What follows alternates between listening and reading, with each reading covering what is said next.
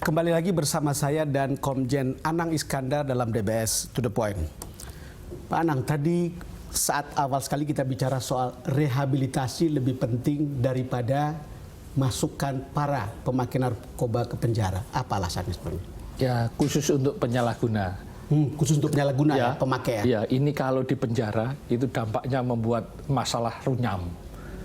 Ya. Kenapa tambah runyam? Ya, karena pertama demand-nya tidak turun. Dan mungkin akan bertambah.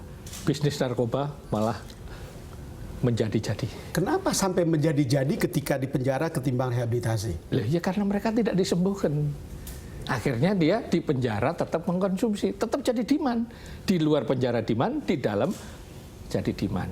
Ini berarti bisnisnya justru berkembang kalau model ini tetap berjalan. Dilanjutkan. Bisnis akan berkembang. Ya semua. Yang happy siapa sebetulnya ini? Ya everybody happy.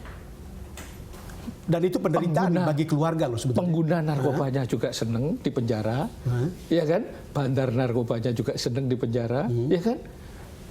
Mungkin ya semua termasuk penegak hukum. Tetapi yang kita tahu kan keluarga itu penderita, betul-betul penderita. Inilah kenapa. Karena habis-habisan loh. Iya, inilah kenapa kita ingin rubah muaranya di penjara. Kalau muara di penjara, negara menjadi eksis di sana.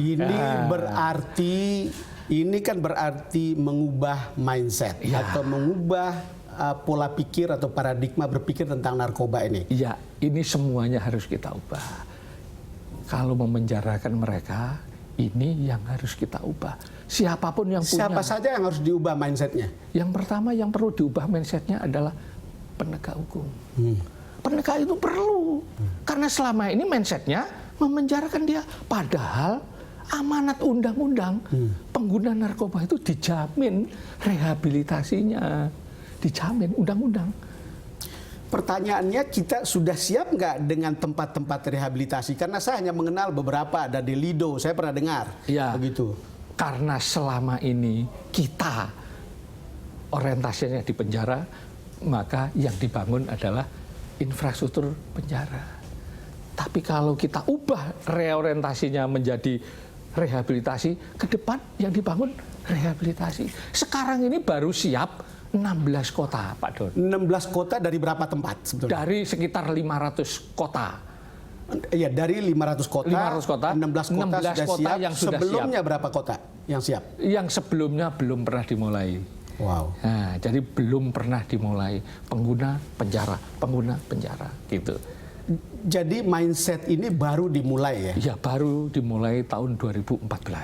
Setelah para penegak hukum, ya kan, berserta Menteri Kesehatan, Menteri Sosial, dan Menteri Hukum dan HAM menandatangani peraturan bersama. Tetapi kalau Anda tadi bilang kalau masuk penjara itu everybody happy dan this is a big business. Ya. Ada yang unhappy kalau Anda membuat rehabilitasi dengan cara berpikir baru tadi gitu. Ya, ada juga. Yaitu pembisnis narkoba. Pembisnis narkoba yang kadang-kadang katanya tidak berdiri sendiri dan melibatkan oknum-oknum tertentu di aparat. Ya, otomatis. Hukum atau bagaimana? Otomatis. Karena yang tidak happy yaitu yang menangani narkoba. Ini selama ini masalah narkoba sebagai tanda kutip. Masalah narkoba sebagai tanda kutip. Iya, penjelasannya tanda apa? Kutip. Penjelasannya apa tanda kutipnya? Tanda kutip. Dapurnya para penegak hukum. Wow. Jadi kalau tetap tidak mengubah seperti ini, tidak pernah akan ada putus itu mata rantai bisnis narkoba dan korbannya ya? Yes. Itulah kenapa kita ngotot ingin reorientasi penanganan penyalahgunaan. Bersama siapa Anda melakukan reorientasi ini? Ya. Bukan BNN sendirian kan? Loh, ini amanat undang-undang. Kita ngajak semua penegak hukum. Makanya ditandatangani oleh para pendekarnya. Yang jadi masalah penegak hukum yang ada di bawah. Itu menjadi happy kalau orientasinya. Tapi di atas tetap nggak ada masalah.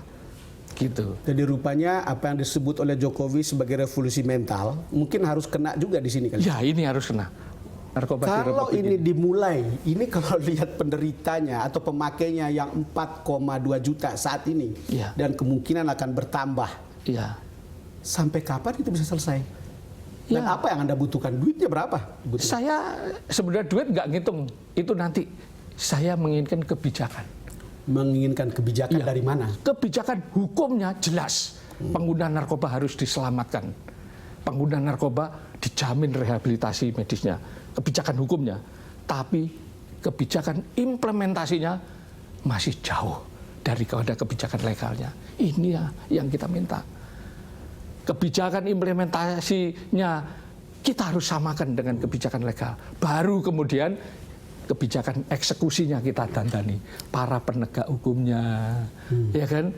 Para penyelenggara yang ada di situ. Itu semua kita dandani. Ini masalah narkoba, menurut saya kalau kita biarkan seperti ini, makin lama makin runyam.